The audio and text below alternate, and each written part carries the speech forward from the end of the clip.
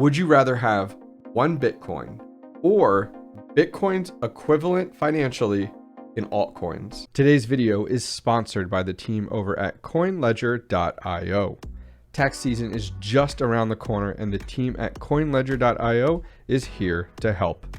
CoinLedger.io has made tax reporting easy for crypto mining enthusiasts. Get this. In a few easy steps, you can have CoinLedger.io pull your crypto wallet transactions and generate a tax report.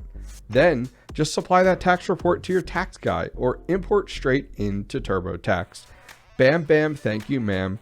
You're done. I have partnered with CoinLedger.io to offer this entirely free to the community, as well as CoinLedger.io is also hosting a free giveaway event. Full details and links in the description of today's video. What is going on, miners, and welcome back to the Hobbyist Miner channel. Well, in today's video, we are joined by two guests and we asked them that exact question. Would they rather have one Bitcoin or Bitcoin's equivalent as of today, March 14th, in altcoins? Our guests for today are both crypto miners, and I think most of you guys can relate with them.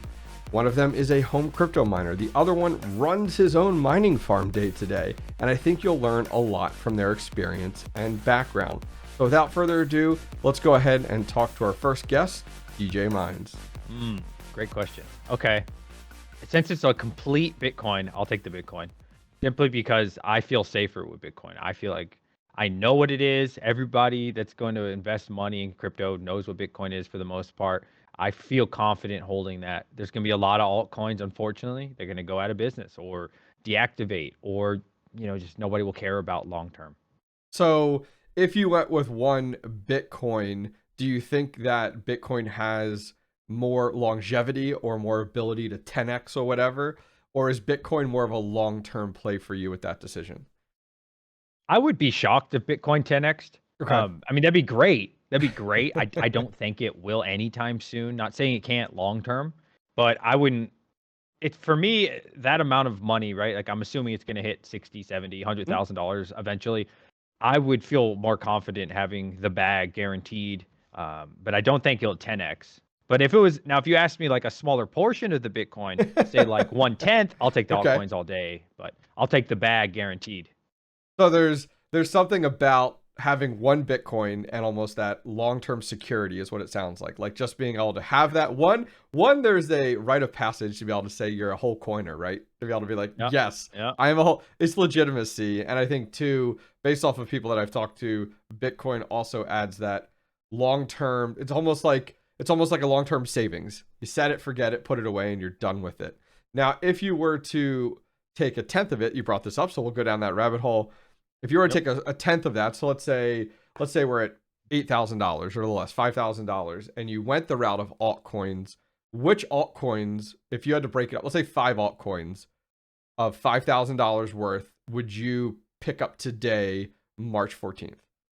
Okay, that's a great. I don't know if I can name 5. Definitely be. That's okay. Yeah. Now, if I'm interested in making money, which I'm gonna spin it that way, I'm gonna do Cadena. Okay. I'm gonna do CKB, which is Nervos. I'm gonna throw Handshake in there. What's something else that's gonna explode, in my opinion? I'll throw Flux in there. Okay. I think Flux is a much longer term play though for me, and I can't think of a 5th. So that'd be my plays right there. It's so interesting to hear because, like, based off of like chatting with other people too, it's like you're going for ones that will go up significantly. You even talked about it, like ones that are going to make you money, less like the long-term plays. Like a Flux, I think, is a good call on a long-term play. You see the project doing well, you're invested in that. Going down that rabbit hole, Cadena. What are your feelings on Cadena there? You sound like you're pretty confident with that one, naming it first. Cadena is more from a chart perspective. It's all-time high. I want to say it's $22. We're barely trading at $1.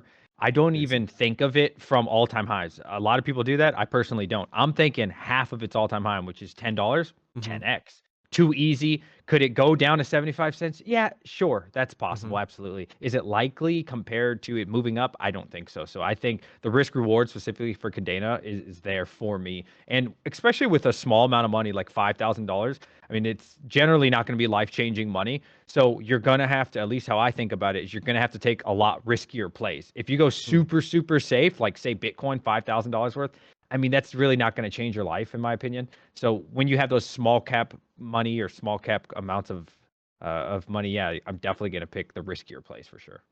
The last question here for you is, based off of where we got to with our conversation, going from one Bitcoin or the altcoins, if you were given that amount of money, so 25,000 there, would you rather buy the hardware now or the crypto?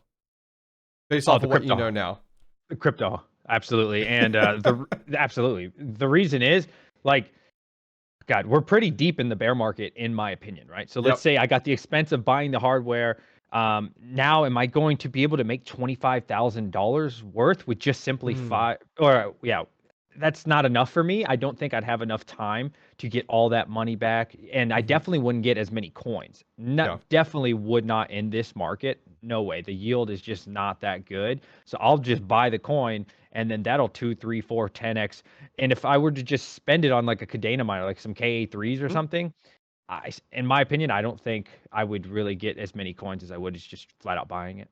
Yeah, I think you're a big proponent of this, of like, you know, you're looking at that hardware cost right now versus the actual crypto. And I think a lot of people will say, especially yourself, is like, if you have the hardware, you've had it for, you know, through the bull run or whatever, use it. But if you're going to take that money, take it and invest it in crypto right now versus the hardware. And I think a lot of crypto miners get blindfolds or tunnel vision on that, not realizing that, like, hey, there's a lot of money to be made with that type of money, with cash, just by putting it into crypto now during a bear market and then taking your profits. I think that's also a hard one that we as crypto miners kind of fall into, is like, you just want to hodl it versus actually taking profits.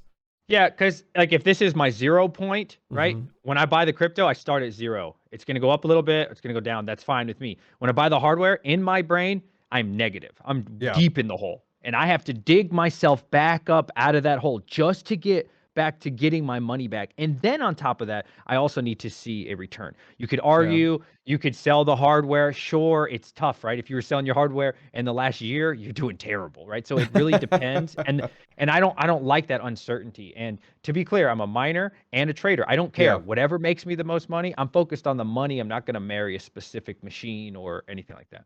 No, that's awesome. I think that's a really good avenue to have, is like, as I said, don't put on that tunnel vision. Like, at the end of the day, you're here to make money. Like, even if you're a miner or a trader. And I think that's something that we as home crypto miners, even myself, I forget sometimes, like, hey, take the profits where you can, make the money where you can, which is, I think, awesome. Hey everyone, it's Son of a Tech, and I have just released my crypto mining e-course at sonofatech.com. It includes 9 high-level steps that I utilize to capitalize on the Bitcoin halving cycle and generate a revenue that was twice the amount of my current day job, and helped me create a career within cryptocurrency mining, as well as, of course, the cryptocurrency YouTube space, specifically as it pertains to mining. I also include in there additional materials surrounding the Bitcoin halving and how you can time that as well. I want to thank Hobbyist Miner for sharing this with you guys, and I hope you'll check it out once again at sonofatech.com. Okay, so we heard from Mr. DJ Mines, and I always have a blast sitting down with him. But now let's jump over and talk with our second guest, who has been a mining farm operator for several years. He actually went a few years ago and sold everything he had in order to get into crypto. Let's go ahead and talk to DJango. Well, like, do I have it additionally to my other stuff? So like, am I only having the one Bitcoin, or do I have it, like, am I adding it to what I already have? If you could only have one or the other, so get rid of all your crypto wallets, all your crypto wallets, and you have to pick one whole Bitcoin or 25,000 in altcoins. And why would you go that way? This is hard. That's why I asked it. Yeah, it's a hard question, because it comes down to basically this, right? The whole reason I even buy altcoins is to make gains, and with those gains, I use that to buy Bitcoin. So okay. So that's like the whole point of the only reason that I would take the altcoins would be to possibly get more Bitcoin than just one Bitcoin. Because if I take the one Bitcoin, I just have the one Bitcoin. I would probably take. I don't know. I probably would go more risky on this because in the past, in my years I've been through, have always been Bitcoin. So that's what I would have taken before. But now, even right now, I'm working on a video and I was trying to like break down my portfolio of what percentage of coins I own, and my current portfolio right now is 85% Bitcoin. And it's been like that for that's very safe. That's very safe then, I would say. It's very safe. But I think I would take the altcoins. Okay. Just knowing that, having been through what I've been through and doing the experience, I think that I could make more than one Bitcoin worth. Okay, so if you went that altcoin route, which you kind of give us some reasoning as to just the availability of growth and potential, and then converting it, which is a smart strategic play, what would be 5 altcoins in that portfolio of that 25,000, let's say, that you would eye up as of right now? So, man, I think I'm not an expert here. No. I'm the Bitcoin guy. Okay. But I think specifically right now, I think my 2 biggest ones that I want are Flux and Kaspa. Those two, I really like those 2 projects. So I would definitely take those 2. I don't know. I don't feel like there's anything in like the top 100 that I would really. I almost feel like if I'm going altcoins, I gotta go further than the top 100. So I mean, I feel like there's a lot of great projects, up there, like Matic and. There's no wrong answer here. You gave me 2 so far. You gave me 2. I just don't think the gains are there. I don't know. I think I probably would just stick it with proof of work coins. Honestly, I think Ergo, maybe a couple others. I don't know enough. I haven't done enough research to figure out what I hold because right now I don't even think I hold 5 altcoins. Really? Wow. Okay. Yeah, so I think. I mean, there's nothing wrong with it. There's nothing wrong with it. It's just funny when I say wow because like every month I do kind of a like snapshot of where I stand financially, not only with crypto, but also financially as well with bank accounts and investments and stuff. Yeah. And so I always look at it and like, I go through every wallet I have, including core wallets. And so I must have like 35 right now total of different altcoins out there. And then I guess included in that, you have some like Ethereum and stuff like that. So it's just very interesting to hear like, but I also... Yeah, if you include the core wallets, because I do have a lot of wallets. Yeah. But I think like all of them like are not. I don't think I have a single one that's like more than 1%. So of my portfolio. So it's like I think Ethereum is my biggest, and I know Ethereum is my biggest besides Bitcoin, but I have been debating selling all of it. Yeah. Yeah. I keep going back and forth on it, like yay or nay. So I haven't come to a decision on that. But then my third is Flux, and my 4th is Kaspa. Okay. And my 5th is probably XRP. And then after that, as I have that on right now. I've seen the XRP on right now. But now a lot of that I think is based off conversations you and I have previously had where like you were so bullish on Ethereum, you had blinders on to everything for well over a year because of just how bullish you were. Like there was no other coin you even thought about. But for me, like I started mining Ravencoin because I had 4 gig cards when I first started 2 years ago. And I only really trickled into 6 gig cards after about a year of mining. So I played that game of all those different altcoins versus you, like the last bull run, you were full blown Ethereum. So I think that makes a lot of sense. So I've always had 8 gig cards. So I was like, even in the very beginning, all 8 gigs. So I was like, it's always been Ethereum for me. And I've always stacked it. And I've always just sold it into Bitcoin and stacked Ethereum and those 2. And then at the beginning of the bull run, I did have others. So I had like VeChain and Cardano and a couple others, like bigger ones. And I've sold all those since then into Bitcoin. Okay. Maybe late in 2022 sometime is when I sold those. So last question I have for you there on that is like you had talked about at the top of this, you know, a lot of your altcoins, you will take your profits and then flip it into Bitcoin. So run us through, just in your mind, how you end up warranting, like how do you pull that trigger on taking those profits? Like, is it a certain percentage in your mind, which is like, this coin is up X percent, okay, we're flipping it, we're selling half? What does that usually look like for you? So I'm not very good at it. I just think, because I usually get caught up in the greed, like, you know, 'cause it's like it goes up so high. I'm like, I don't want to sell it because I think it's gonna go higher. But this time around, I am going to be taking profits, and I will have like certain like targets, for instance, like a certain price point. So like on Flux, for example, I might take 20% profit when it hits $2 or something. And then have like, so I have like, and then when it goes up to like $4 or something like that, then I have a different amount.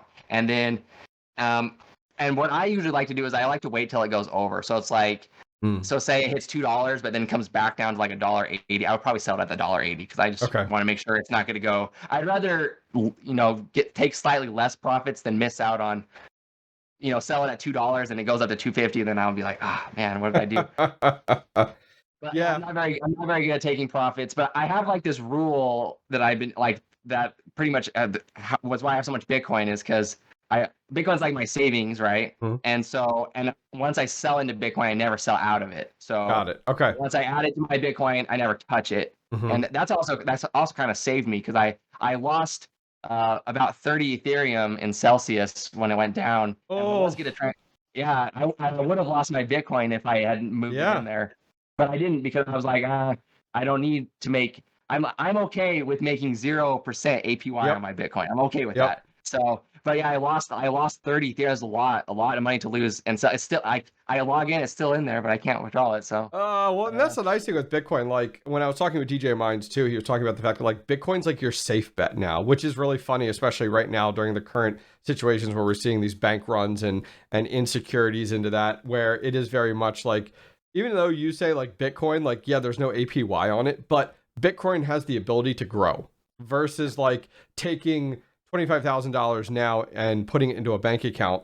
It's like, you might as well say it's not going to grow, and it's going to be that same amount, if not a little bit more, tiny bit, in like 10 years, versus Bitcoin in 10 years, who knows where that's at. So you do have that. So I think that's all an all around sentiment. I think, especially with GPU miners, is like Bitcoin is the safe bet.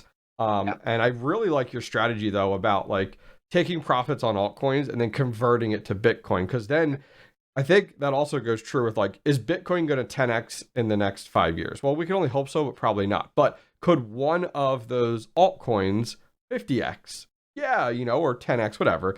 But yeah, it definitely is more likely, if you would agree. Yeah, I think so too, and that's why I mean, Bitcoin still has a long way to go. I think it has a lot of games ahead of it, but it is slower now, and so it's not as exciting because you know, like 4 years ago, Bitcoin would make like these big moves, and it was really exciting. But now the altcoins make the big moves, and so that Bitcoin can be kind of boring sometimes. Like when it's like it fluctuates, it stays like right at 20,000 or, you know, whatever. It's just it's like it moves only like 1 or 2%, whereas some of these altcoins move like 10%. Yeah. But I mean, so that's why Bitcoin is like, it's like slower, but I still think it's like it's money. Like altcoins, there's a company and there's like a dev team, there's people behind it that can make changes, and they're subject to regulations and all this kind of stuff, where Bitcoin is above all that. And it's like, if I had to only pick one, it'd be Bitcoin, because that's the one I know beyond a shadow of a doubt that is going to be there in 100 years from now. I know Bitcoin, you know, so it's like, you can't say the same about these altcoins. Like, do you think Ethereum will still be around in 50 years? I don't know. I mean, it could come and go, just like MySpace did. You never know. You never know. I think it's pretty solid. Like I don't think it will make it, but I can't say 100%. Like I can't with Bitcoin. Bitcoin's 100%, so I know it's going to be there, and I know I mean, we've seen it grow as fast as it has over the past 13 years. It's only going to keep doing that. So. Alrighty guys, so that is going to wrap things up for today. It's always a blast sitting down with DJ Minds and DJango. Those guys are awesome and provide a boatload of insight. I think for me, if I had to pick between one Bitcoin and altcoins equivalent to a Bitcoin, I think I'd have to go the route of altcoins.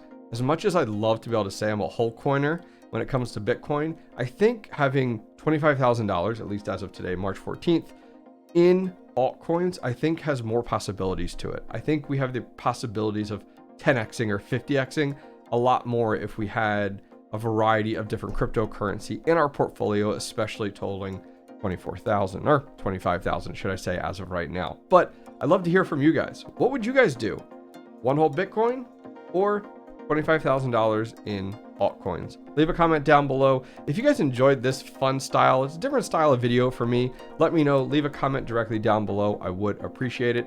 Other than that, have a good one. Today's video is sponsored by the team over at mindtheasic.com. Are you in the early stages of searching for a profitable ASIC miner and not sure where to get started? The team over at mindtheasic.com has you covered.